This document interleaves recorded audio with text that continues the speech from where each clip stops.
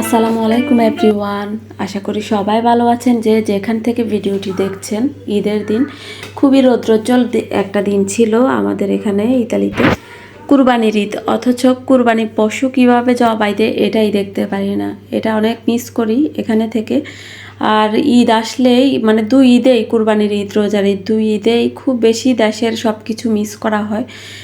মানে মনে হয় যে কেন যে বিদেশে আছি, মানে দেশের এগুলো আসলে এনজয় করা হয় না।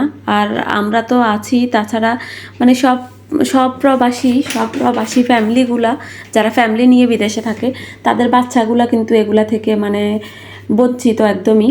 আমরা দেশে থাকতে যেরকম ছোটোবেলার ঈদগুলাই, রোজার ঈদ হোক আর কোরবানির ঈদগুলাই, ছোটোবেলার ঈদগুলাই কিন্তু বেশি একদম মেমোরি হয়ে আছে আমাদের।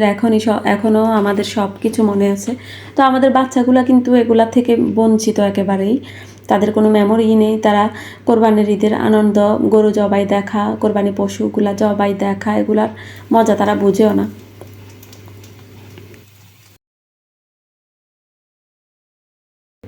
আর এখন কিনা গরু জবাই দেখা ছাড়াই কোরবানি ঈদ হয়ে যাচ্ছে। আসলেই কিছু করার নেই। দেশে থাকলে হয়তো দেখা হতো, যেহেতু দেশে নেই সেজন্য দেশের অনেক কিছু থেকেই বাদ পড়ে যাই আমরা। এটাই প্রবাস জীবন। সো ঈদের দিন সকালবেলা আমার শুরু হয়েছে রান্না বান্না দিয়ে। সব কিছু অ্যারেঞ্জ, যেহেতু গৃহিণীদেরই সব কিছু অ্যারেঞ্জ করতে হয়, তো গৃহিণী তো না, আমরা তো গৃহিণী। তো আমরা সব কিছু অ্যারেঞ্জ করলেই সবাই ঠিকঠাক মতো সময় মতো খেতে পারবে। যদিও এটা অনেকে স্বীকারও করে না, কিন্তু এটাই তো বাস্তব না। যাই হোক, সকালবেলা উঠেই একদম কাজে লেগে গেছিলাম। যেহেতু ঈদের দিন একটু সব কিছু মানে যেটাই করি একটু আর্লি সব কাজকর্ম শেষ করে ফেলতে চাইছি সকাল সকাল। ঈদের দিন সারা দিন লাগাই রান্না করে পরে কাজ করতে ভালো লাগে না। আর আজকে সকালবেলার কাজগুলা মানে রান্নাবান্নাগুলো একদম শান্তি মতো করেছি। কোনো মানে কেউ কোনো অর্ডার করেনি, কেউ কোনো কাজে ব্যাঘাত ঘটায়নি। যারা অলরেডি ঘুমে থাকতে আমি হাফ রান্না শেষ করে ফেলেছি। আর জারাফের বাবা মানে ঈদের নামাজ পড়তে গিয়েছিল তখন। তারপরে একটু ব্রেক নিয়ে জায়রাকে নাস্তা করিয়ে বাকি রান্না আমি শেষ করব। এখানে চিকেন ফ্রাই করার জন্য কিছু চিকেন আমি ম্যারিনেট করে রাখলাম, কিছু গরুর মাংস মাখিয়ে রেখেছিলাম, তো সেগুলো রান্না করেছি। তারপরে চালের রুটি বানিয়েছিলাম সকালের বেলা সবাই খাওয়ার জন্য, ঈদের নামাজ থেকে এসে খাওয়ার জন্য।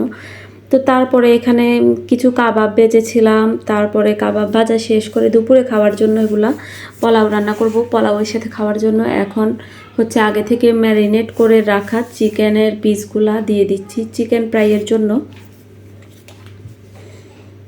এই যে একই রকম দেখতে যে সাইজগুলা, ওগুলা আমি ফার্স্টে একই সাথে দিচ্ছি খুঁজে খুঁজে। তারপরে হচ্ছে লেগ পিসগুলা দিব, একই সাইজ মতো দিচ্ছি বেছে বেছে। কারণ হচ্ছে যেহেতু কুক হতে সময়টা সেমই লাগে।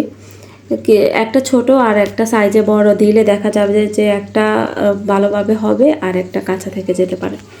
সেজন্য একই সাইজেরগুলা একসাথে করে দিলাম। এই যে পরের বার আমি লেগ পিসগুলা দিলাম। প্রথমে কিছু ভেজে উঠিয়ে ফেলেছি ব্রাউন কালার করে, তারপরে আমি আর কয়টা দিলাম, এরপরে আবার দিতে হবে, তারপরে শেষ হয়ে যাবে। যেটা বলছিলাম, রান্নার সময় যেহেতু আমার আশেপাশে কেউ নেই, একাই রান্না করছিলাম, একদম পূর্ণ মনোযোগ দিয়ে রান্না করছিলাম। আর শুধু আগের মানে অতীতের ঈদগুলোর কথা মনে পড়ছিল, ওগুলা মনে করছিলাম। একটা safe and secure life create করার জন্য দেশের বাহিরের লাইফটাকে মানুষ বেছে নেয়, এবং বাচ্চাদের সুন্দর ভবিষ্যৎ নিশ্চিতের জন্য দেশের বাহিরের জীবনটাকে ঠিকই আমরা বেছে নিই। কিন্তু আমরা যেহেতু বাংলাদেশে বেড়ে ওঠা মানুষ, সেজন্য আমাদের সুখগুলো জমা পড়ে থাকে আমাদের দেশেই। একটা সিকিউর লাইফ আমরা পাই ঠিকই, প্রাইভেসি আমরা ঠিকই পাই, কিন্তু আমাদের দেশের অনেক কিছু থেকে বঞ্চিত হওয়ার কারণে আমাদের মনে হয় যে আমাদের জীবন আসলেই পরিপূর্ণ না। এই জিনিসটা জানেন, আগে বোঝা যায় না, দেশে থাকতে বোঝা যায় না। যখন একটা মানুষ দেশ ছেড়ে বিদেশে চলে আসবে তখন হচ্ছে জিনিসটা ফিল করা যায়। আজকে রান্না করতে করতে পুরো রান্না জুড়ে শুধু এগুলাই ভাবছিলাম। তবে আলহামদুলিল্লাহ, ইতালিতে আসার পর থেকে প্রত্যেকটা ঈদের চেয়ে এবারের ঈদটা আমার মনে হয় খুবই ভালো কাটছে অন্যান্য ঈদগুলোর তুলনায়। মানে ভালো গেছে। কেননা যতদিন যাচ্ছে এই দেশে আমাদের পরিস্থিতি বাড়তেছে, অভ্যাস হয়ে যাচ্ছে থাকতে থাকতে। তাছাড়া বিকালবেলা আমাদের একটা দাওয়াত ছিল ঈদের দিন বিকালে, তো ওইটা আর এই ব্লগে শেয়ার করা হয়নি। নেক্সট ব্লগে সেটাও শেয়ার করব। আশা করছি সবার ঈদ সুন্দর এবং সুস্থভাবে কেটেছে। তো আবারও কথা হবে নেক্সট কোনো ব্লগে। সে পর্যন্ত সবাই ভালো থাকবেন এবং সুস্থ থাকবেন। আর রান্নাবান্না শেষ করে আমি টেবিলটা সেট আপ করে তারপরে হচ্ছে রুমে গিয়েছি। আর আগে আগে আমরা জায়রাকে খাওয়াই দিয়েছিলাম, এরপরে আমরা সবাই খেতে বসি। তো সবাই ভালো থাকুন। আল্লাহ হাফেজ। আসসালামু আলাইকুম।